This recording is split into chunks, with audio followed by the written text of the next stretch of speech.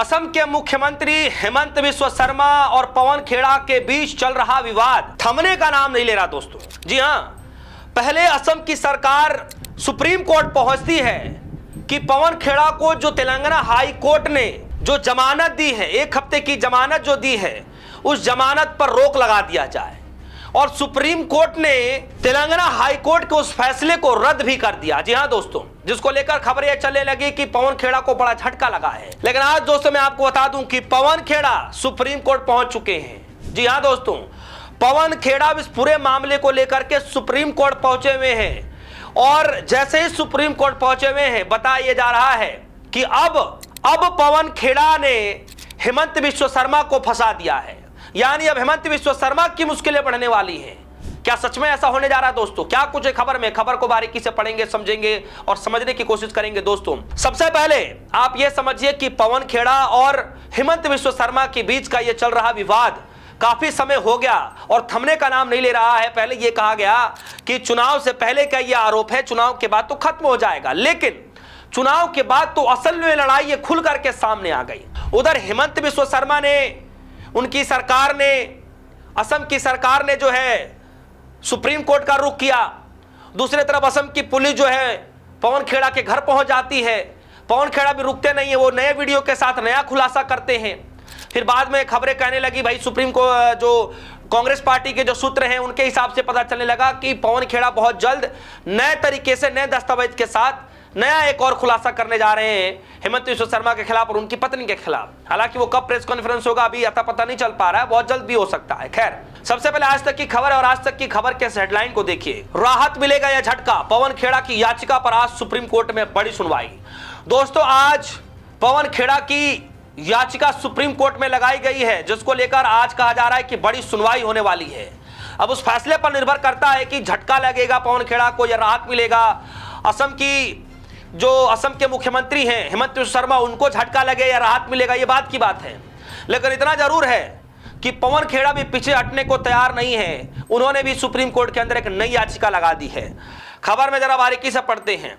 असम सरकार बनाम पवन खेड़ा मामले में सुप्रीम कोर्ट में आज बड़ी सुनवाई होने जा रही है। कांग्रेस के वरिष्ठ नेता पवन खेड़ा ने अपनी याचिका में तेलंगाना हाई कोर्ट से उन्हें दी गई 1 सप्ताह की ट्रांजिट अग्रिम जमानत को पर रोक लगाने के शीर्ष अदालत के आदेश को रद्द करने की गुहार लगाई है।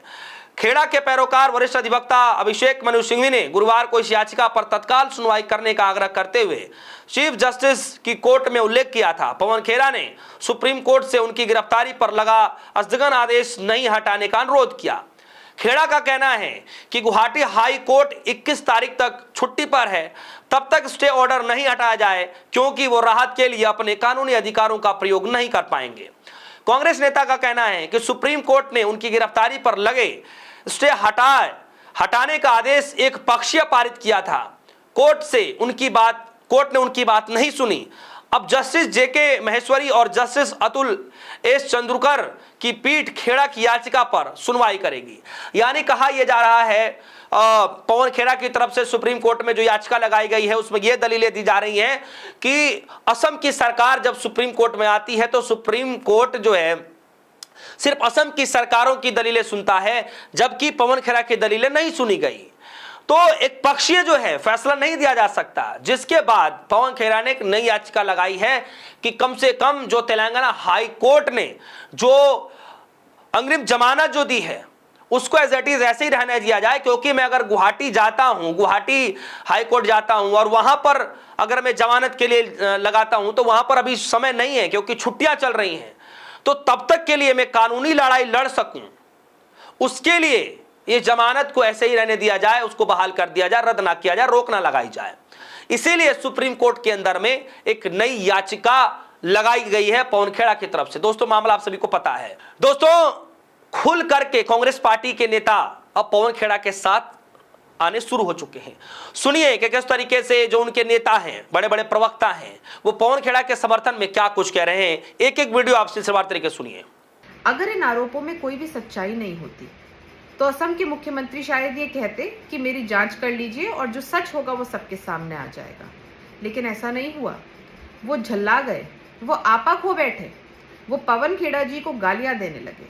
धमकियां देने लगे, अपशब्द कहने लगे और अपनी ताकत का दुरुपयोग करते हुए उन्होंने असम की पुलिस को पवन खेड़ा जी को परेशान करने भेज दिया। असम की पुलिस पवन खेड़ा जी के घर दिल्ली आई, लेकिन वहां भी उनको कुछ हासिल नहीं हुआ।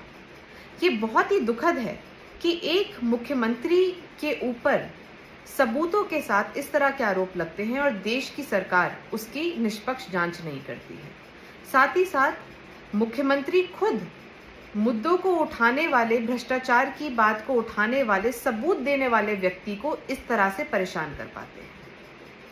आज मैं ये कहना चाहती हूँ कि कांग्रेस पार्टी का हर कार्यकर्ता और देश में सच्चाई और लोकतंत्र में विश्वास रखने वाला हर व्यक्ति पवन खेड़ा जी के साथ खड़ा है और भाजपा और हिमंता बिस्वा शर्मा जो गुंडागर्दी कर रहे हैं, जो पवन खेड़ा जी को परेशान करने का काम कर रहे हैं, उसको पूरा देश देख रहा है और समझ रहा है। तो विश्व शर्मा जी, आप उन सवालों के जवाब दीजिए ना। उन सवालों के जवाब देने से आप क्यों भाग रहे हैं? आप कभी पुलिस भेजते हैं, कभी सत्ता का दुरुपयोग करते हुए नजर आते हैं, कभी आप कहते हैं कि मैं पुलिस कमिश्नर को बदल दूंगा।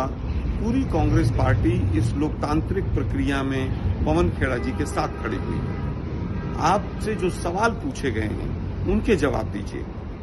क्या पासपोर्ट एक है या ज्यादा है? क्या आपने किसी शेल कंपनी में इन्वेस्टमेंट किया है कि नहीं किया है?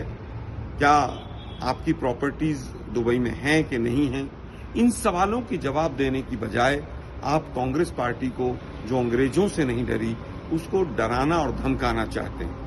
कांग्रेस पार्टी का एक एक कार्यकर्ता पवन खेड़ा जी के पीछे खड़ा हुआ है। हम लोकतांत्रिक तरीके से इस लड़ाई को आखिरी दम तक लड़ेंगे। महात्मा गांधी अंग्रेजों से नहीं डरे। महात्मा गांधी जी के अनुयायी और राहुल गांधी के सिपाही आपकी इन गीदड़ भभकियों से डरेंगे? नहीं डरेंगे। हमें देश के संविधान पर पूरा भरोसा है, हमें देश के लोकतंत्र पर पूरा भरोसा है, देश की आत्मा पर पूरा भरोसा है। बेहतर हो कि आरोपों का जवाब दीजिए, आरोपों की जांच करवाइए, ताकि दूध का दूध और पानी का पानी हो सके। सामाजिक जीवन में शुचिताओं का मतलब होता है, लोकतंत्र लोकलाज से चलता है और सामाजिक जीवन में अगर आरोप लगे तो आरोपों का स्पष्ट प्रमाण देना चाहिए। उन आरोपों को या तो आप खारिज कीजिए, जांच कराइए, ताकि दूध का दूध पानी का पानी हो सके। अगर आप एक निर्भीक स्पष्ट आवाज को दबाने की कोशिश करेंगे तो इसका सड़क से लेकर सुप्रीम कोर्ट तक और सड़क से लेकर संसद तक विरोध होगा। हम सब पवन खेड़ा जी के साथी हैं, आखिरी दम तक आपसे लड़ेंगे। तो दोस्तों, सुना आपने। दोस्तों, इस खबर को लेकर आपकी क्या राय है? वीडियो कमेंट सेक्शन में जाएगा, अपनी राय रखिएगा। फिलहाल के लिए दीजिए इजाजत।